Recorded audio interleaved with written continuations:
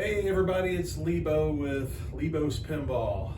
Today we got Double Vision, two fire machines that I want to go over, and there's a difference between these two. Key difference is that this is a champagne edition. There was one, I think, of 273, if I remember what the number is. It's a very low number out of the entire run of all the fire machines. That's the standard one.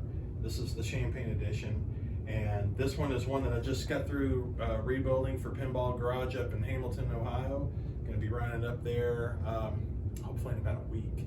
So it should be, hopefully they'll have it on the floor here either that day or very soon after. But what I wanted to do is take a minute to just kind of show you the difference between the standard one and the Champagne edition. The standard one is my personal machine. I've done a few things to it, and based on what I learned going through that game, it kind of helped me think about what types of things I wanted to do this one. But let's start out and let's kind of show some of the main differences. So on a Champagne edition, one of the most obvious differences is that you actually have brass hardware. So the lock bar, the side rails, all through here, the legs, even the leg levelers, the hardware, it's all brass. The shooter housing, it's brass. What I had to do for this game, I'll tell you what, it was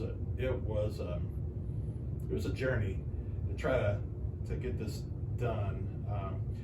The original hardware, it has like a brass-ish coating on it. I'm not convinced that it was actually a real brass-plated job. Maybe it is, but it didn't seem like it was. And in fact, the lock bar that came with this machine was not the original one. It was just your standard stainless lock bar. So finding a place to replate these in brass, it was kind of difficult.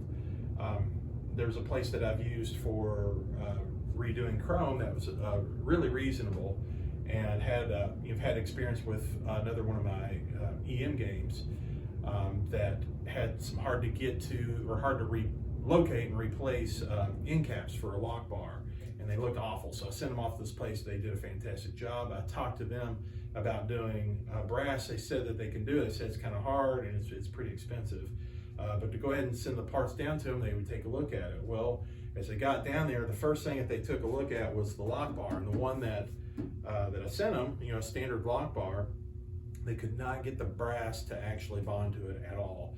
And they were going to have to go try to do some tricks with getting it nickel plated, which was actually out of their shop.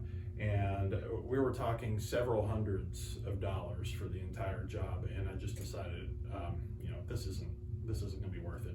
So we shipped all the parts back. Then I decided to go a completely different route, which is probably the route I should have gone with to begin with. And it's just a local powder coater. And the first round of powder coating, I went and got some special one that is a brass type of powder coat, and that takes a chromish looking powder coat to go underneath it to give it a nice look. And the swatches looked wonderful. We went and actually had it powder coated, and it looked bad. Let me tell you, it was green, and we're talking like the baby stuff kind of green. It was bad. I was hoping that if I brought it here and looked at it on the game that it would look better, but no, in fact, I think it looked even worse once I actually held it up here by the game. So back to the powder coaters. They burnt it all off and started over with another type of powder coat that was a single stage, and it turned out good. It's not quite the luster that I wanted to get, but it's good, and it's going to be durable, so we're happy with that. So anyways, that's one of the first differences between a Champagne edition and a standard is the brass. The next major difference is the actual cabinet. It's got it's a wood grain veneer versus just a painted brown that's on the standard one. And this one has the graphics on top of the wood veneer. And I've seen pictures on online, not in person, of other games where it didn't have the graphics on the side. So I heard something about where they had problems with it getting to stick or whatever, but that doesn't seem to be the case here. This one's fine. The third major difference on this is the flaming effect. Now, both of these games in the playfield, at the end of the game, and I think during when you're starting multi-ball and maybe some other parts, there was this drum inside that'll actually shine what looks like flames underneath the flame artwork here. And it's a really cool effect for being done back in the late 80s. Well, for the Champagne edition, they extended that same effect back up in the back box. So in this region here and this region here, along with what's down the playfield, when the playfield goes off, that goes off as well. And you know, I'll show you what that looks like. It's really cool, yeah. I guess the other thing is with this whole wood veneer on the cabinet, the inside of the cabinet here, all through, you know, like with the side rails, I'm sorry, the side walls, it's that same wooden veneer. So it's just little small things, but it definitely makes it, you know, makes it unique. So we're gonna dive in now, and I'm gonna show you some of the other things that I ran into on this game and kind of compare it to some other things that I did with mine, and we'll go from there. All right, here we go. All right, let's start out in the back box looking at the translite. So the one here down the Champagne edition, it's very similar to what I did here on mine. You'll notice at the top of mine I've got fire bulbs that I put in, which I thought was kind of a cool effect. I decided not to do that on the Champagne edition because of those drums, you know, those fire effects that comes on in the back, and it just kind of got lost. That was part of the problem with having those extra bulbs that was in there. But another thing I wanted to point out, and I'm not sure if this is something that is unique to the Champagne edition, but I believe that it is. This whole area, like the sky, and maybe even like where the flames are, compared to the standard edition one, there's more of a transparent effect that you get, and I would think that that's because of those fire drums that are in the back.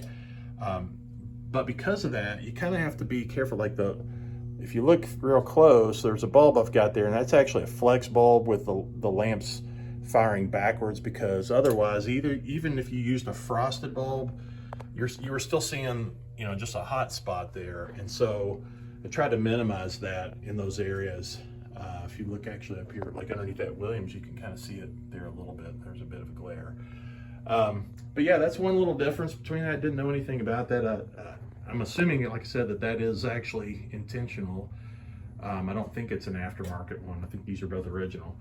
The other thing that's a little weird is, like all the horses here, I've got cool whites behind those, and I actually have the same cool whites behind the horses here, but you know, clearly they look different. It's definitely brighter on the one on the left on mine, and even some of the other areas, it's a little different. I'm going to go ahead and cut to the inside of it and show you a little bit of the differences. Okay, looking at the inside of the back box with the translite removed, you notice that on the Champagne edition, not only are those drums there, but there's big cutouts here, big voids, and because of that, that's actually, I added in some extra lamps just because it was dark. The flashers, if you compare that also to the standard edition, you've got some, you know, extra flashers that are located here, and let's see, I think over in this area here, and it's different over here. You're going to have, you know, a couple that are located in that location, but there's none here because of the drums. You know, it's really not a surprise. But anyways, just wanted to show that since I've got this out. It's a way to see a comparison between the two. So going inside of the back box, you know, I did the usual treatment of you know, rebuilding the power supply. So it got, you know, all new capacitors. I think there's maybe 7 or 8 that went into the whole thing. But that got dealt with. I don't think that I had to rebuild any of the connectors. I think they were either already done or they just weren't burnt up yet. It's been so long since I've had this game working on it, but But yeah, it's actually playing fine now, and so it didn't need to be treated. The other thing is about having the batteries located off the board. This was actually already there, but I actually mounted that it was just kind of dangling before, but now I've got it hard mounted to the sidewall and put lithium batteries in there. They're never going to leak, or I don't think they're going to leak, but even still, it's over off to the side. Other thing I want to point out, so check out the display. So this is one of the displays that you build from Wolfpack. I've never done one before. Actually did two. The first one I did was red, and I just didn't like the red on this game. I thought it would be kind of a neat effect with some of the other red lights that are down in the game, but it just didn't seem to click. I just didn't quite like it. So I went back to amber, built the second one, and sold the red one. There was nothing wrong with the red. It just didn't quite care for it on this game. The other thing that's kind of cool about this, though, all of the LEDs here are, slanted like in italics, which matches kind of the cutout here. Now over on mine, it's not that way. They're just straight up and down. They're maybe a little bit bigger. They're about the same brightness, but it looks like the LEDs on the one of mine is a little bit bigger. And by the way, these are also LEDs, but this is by, I think, Pinscore, so I've had it for quite a while. But this was literally half the cost, so I definitely would recommend it. It wasn't too awful hard to put together. It took a few hours, just kind of careful soldering. It's a neat project, but it came together well. So when I started out working on the Playfield, the first thing I do is after making sure the game is working right, and at least trying to find where things are not working right, I've moved the Playfield over to a rotisserie. And while it was on the rotisserie, I noticed pretty quickly that this Playfield had a pretty bad warp to it, going from the back to the front. And if you look at this picture here, I tried to show just an angle going down through the side. You can see where it's dipping pretty bad. And it has a lot to do with the way that the rails, or I'm sorry, the side of the Playfield, how it's constructed down the side, and there's just not a lot supporting it. On the right-hand side, it was the same kind of deal, but maybe not, it wasn't curved quite as bad, it wasn't warped as bad. But what I basically did is I decided on the left, ended up replacing the short section of metal that it had before and a little piece of wood and some gaps there, and I recreated a whole new metal piece that goes from this area right here all the way down close to the end where there was another little block of wood, and it took out a significant amount of the warp that was on the Playfield. On the right side, instead of actually making a metal rail to replace what was there, I took out the fake wood that was here, and what I've actually got here now, this is really oak. I've stained it black and put some polyurethane over there to give it some gloss. But that's basically also helped on the right side to pull some of the warpage out of it. So the net result of it all is that it's definitely, it took care of a major amount of the warpage. Another area on the Playfield that was kind of rough is a lot of the plastics were just dirty, scratched up. And so if you look at this area through here, there's a couple things that I did. So I took care of clearing out all the plastics that are there.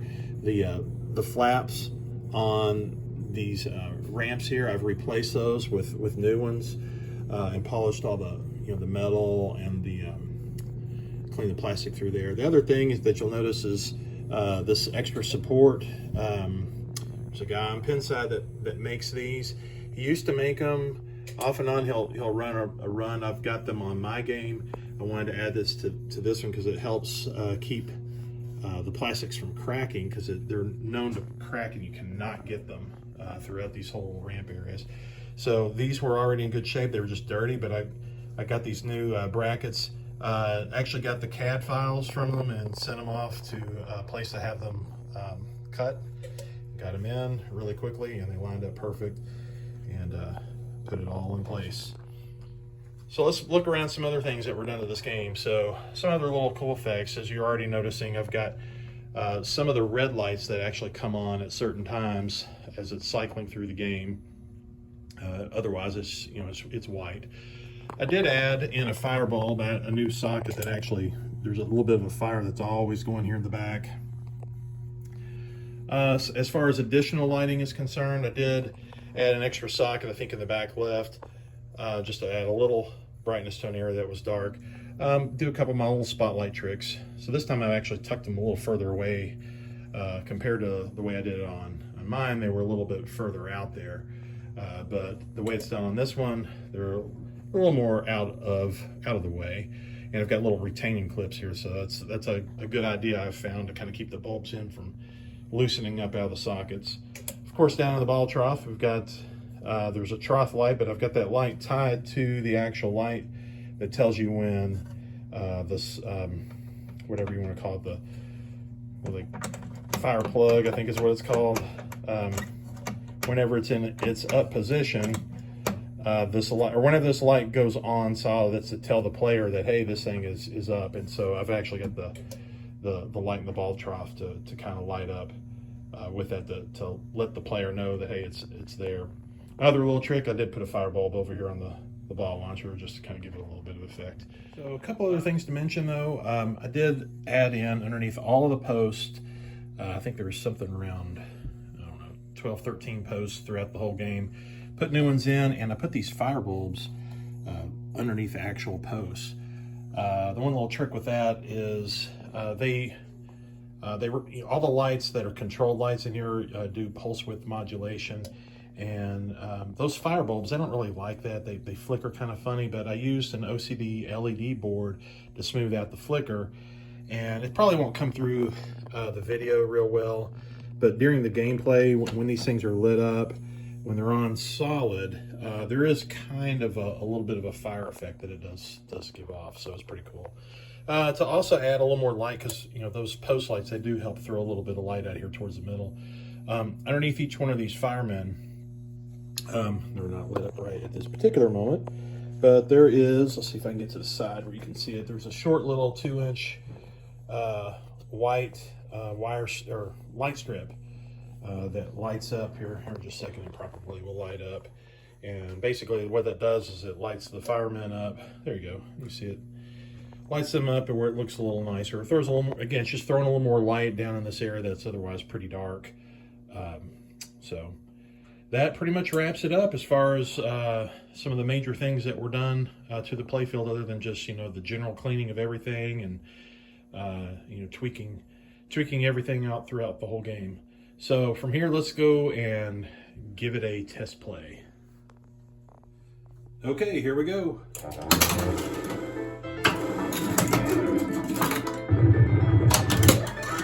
The first shot is a skill shot, which I, of course, did not do well, but you're trying to land the ball right there in the middle to get 100,000 points.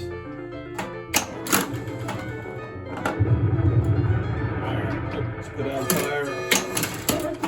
All right, let's got an extra ball. Notice the plug is up right now, so the light in the trough lights up when it's up. But hey, hit the fire again, and we've got another ball going.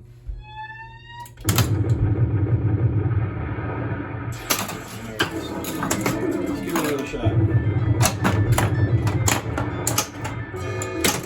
I drained it.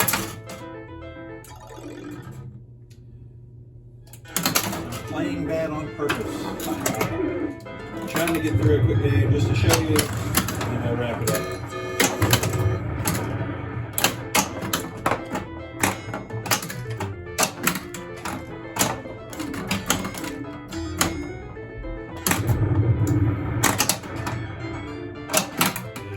I'll go ahead and let it drain.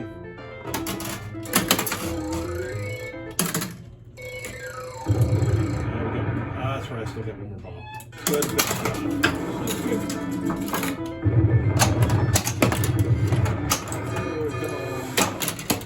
Got the glass off of the game right now, just so you can see it better in the video. It's a little bit louder than usual.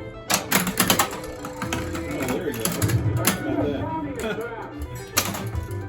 got lucky on that one.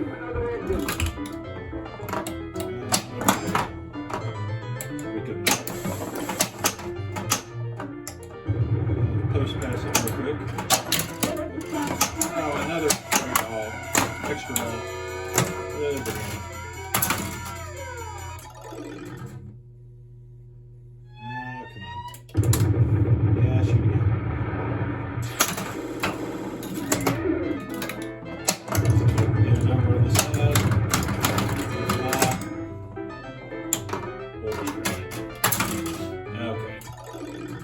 Anyway, so that was the end of the game. It really turned out well. Here you go is the back box doing the fire effect. You can kind of see it.